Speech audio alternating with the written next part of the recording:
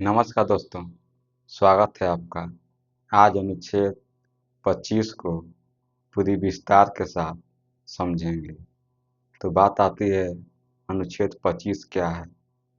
अनुच्छेद 25 हर व्यक्ति को धर्म को मानने, धर्म की स्वतंत्रता से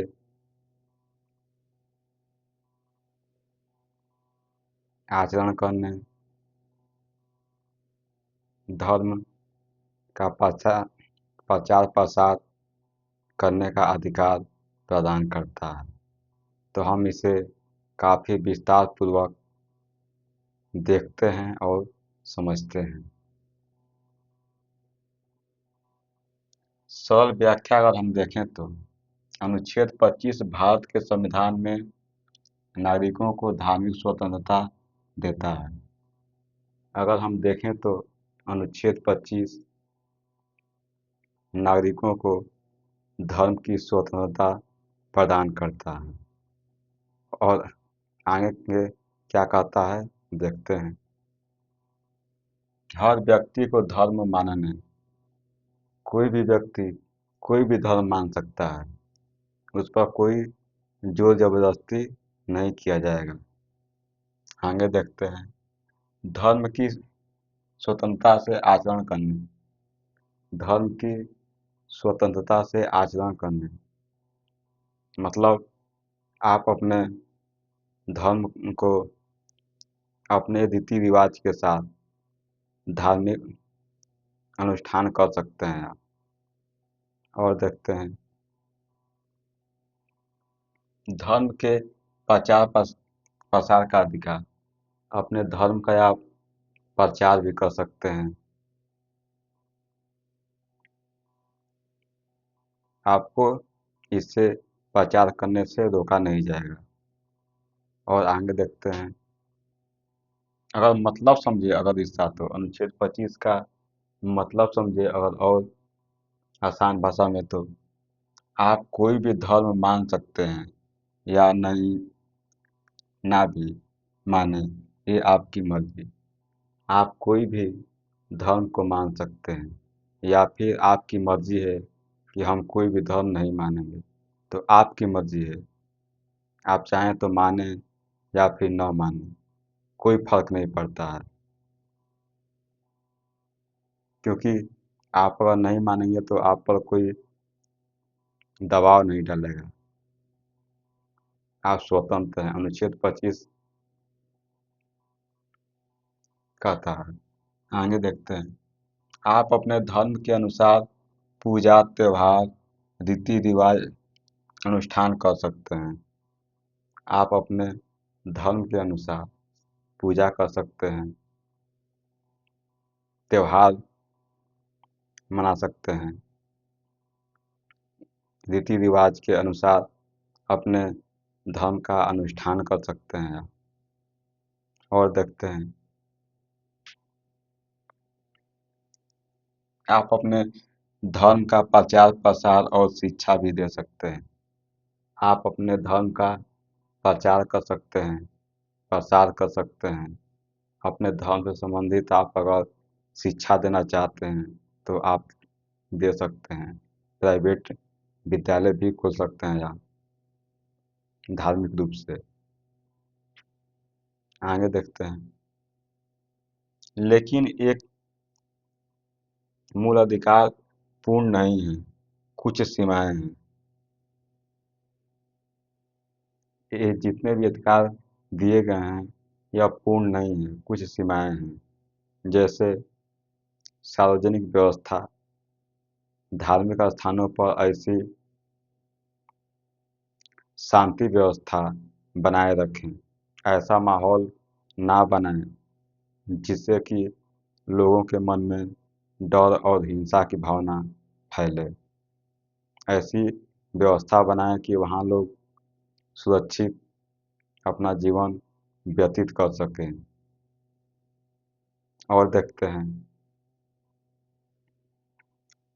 नैतिकता, नैतिकता धार्मिक स्थानों पर पुरुष महिलाओं में कोई भी भेदभाव न करें। सबको बराबरी से वहाँ पर सबका सम्मान करें, वहाँ पर कोई भी जीव हत्या न करें। जैसे आप देखे होंगे कई जगहों पर बलि दी जाती है, यह भी अनुच्छेद 25 के खिलाफ है। ऐसा आप नहीं कर सकते। आप आगे देखते हैं। स्वास्थ्य, अगर देखें तो धार्मिक स्थानों पर ऐसी व्यवस्था उत्पन्न न करें जिससे कि किसी का स्वास्थ्य खराब हो सके। जैसे कि प्रसाद में ऐसी वस्तुओं का उपयोग न करें जिससे कि लोगों के स्वास्थ्य पर असर पड़े, या फिर ऐसी कोई नशीली धुआं न फैल सके वहाँ पर जिससे कि लोगों का स्वास्थ्य खराब हो सके। तो इन सभी बातों का खास तौर पर ध्यान रखना चाहिए। आगे देखते हैं। ऐतिहासिक उदाहरण अगर देखें हम तो भारत की परंपरा, परंपरा का मतलब होता है जो लंबे समय से प्रचलन में आ रही हो, उसे परंपरा कहते हैं।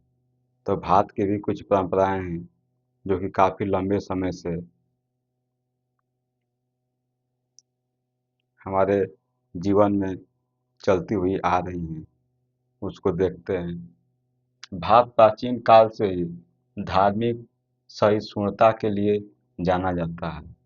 भारत भारत प्राचीन काल से ही धार्मिक सहिष्णुता के लिए जाना जाता है। सहिष्णुता का मतलब होता है दूसरों के विचार, विश्वास, धर्म, व्यवहार और जीवन शैली को सहन करना, सबका सम्मान करना, चाहे आपसे अलग ही वह क्यों न हो, सबका सम्मान करना। तो इतना आप समझ गए होंगे। आगे देखते हैं। भारत में बहुत सारे धर्म भी हैं। बहुत सारे धर्म होने के बावजूद भी हम सब मिलकर एक रहते हैं। यही सहिष्णुता का मतलब यही होता है कि सभी धर्म हैं लेकिन सब मिलकर एक हैं। क्योंकि आप कई कई अलग अलग धर्म के लोग हैं, रहते हैं, लेकिन अगर सबसे पूछा जाए कि आप कहाँ के हैं तो भारतीय हैं। भारत में बहुत सारे धर्म हैं लेकिन सबको भारत समेटे हुए है। आगे देखते हैं। तो यहाँ पर बौद्ध हैं, जैन हैं, सिख हैं, ईसाई हैं, मुस्लिम, सभी धर्मों ने यहाँ शांति से सह अस्तित्व में जीवन जिया। यह जितने भी धर्म हैं भारत में, सभी ने सह अस्तित्व के साथ यहाँ पर जीवन जीना सीखा, जीवन जिया। और यह प्रक्रिया चलती हुई आ रही है और चल चलती ही रहेगी जब तक कि हम सब एक हैं। सह अस्तित्व का मतलब होता है, स का मतलब साथ होता है और अस्तित्व का मतलब जुड़ा होना। सबका अस्तित्व एक दूसरे के साथ जुड़ा हुआ है। आगे देखते हैं। संविधान सभा में बहस, संविधान सभा में कुछ बहसें हुई, उसको देख लेते हैं क्या हुई। भारत निरपेक्ष देश है, लेकिन इसका मतलब यह नहीं कि वह धर्म विहीन है। हर व्यक्ति को स्वतंत्रता होनी चाहिए कि वह क्या माने। भारत धर्मनिरपेक्ष देश है। धर्म निरपेक्ष का मतलब होता है देश का कोई धर्म नहीं होगा। लेकिन ऐसा नहीं है कि भारत एक एक धर्म विहीन देश है, क्योंकि यहाँ पर देखते हैं आप, भारत धर्म निरपेक्ष देश है। मतलब भारत का कोई धर्म नहीं है, लेकिन इसका मतलब यह नहीं कि वह धर्म विहीन है। इसका मतलब यह नहीं है कि जब भारत धर्म निरपेक्ष है, भारत का कोई धर्म नहीं है, तो इसका नहीं है कि हम धर्म विहीन हैं। देखते हैं इसको, हर व्यक्ति को स्वतंत्रता होनी चाहिए कि वह क्या माने। यहाँ पर हर व्यक्ति को स्वतंत्रता है कि आप कौन सा धर्म को मानेंगे या फिर नहीं मानेंगे। इस पर आप उनको कोई प्रतिबंध, जोर जबरदस्ती नहीं कर सकता। आगे देखते हैं, 21 देखते हैं, सिरूर मठ बनाम भारत संघ 1954। सिरूर मठ बनाम भारत संघ 1954, क्या हुआ था इसमें, देखते हैं। सुप्रीम कोर्ट ने कहा, धर्म केवल पूजा या विश्वास नहीं है, बल्कि वे सभी कार्य भी शामिल हैं जो उस धर्म के अभिन्न अंग माने जाते हैं, जो अनुच्छेद 25 के अंतर्गत आते हैं। सुप्रीम कोर्ट ने कहा कि धर्म से संबंधित वो सभी अंग अनुच्छेद 25 में शामिल हैं, जो धार्मिक स्थानों पर के साथ जुड़े हुए हैं, उसके अंग हैं। तो आप धर्म धर्म से जुड़े कोई भी कृत्य देखते हैं तो वह अनुच्छेद 25 के वह अंदर आता है। आगे देखते हैं, दूसरा देखते हैं, बीजो इमानुअल बनाम केरल राज्य 1986। बीजो इमानुअल केरल राज्य 1986, इसमें क्या हुआ था, कुछ ईसाई बच्चों ने धार्मिक कारणों से राष्ट्रगान नहीं गाया और स्कूल ने उन्हें निकाल दिया। केरल में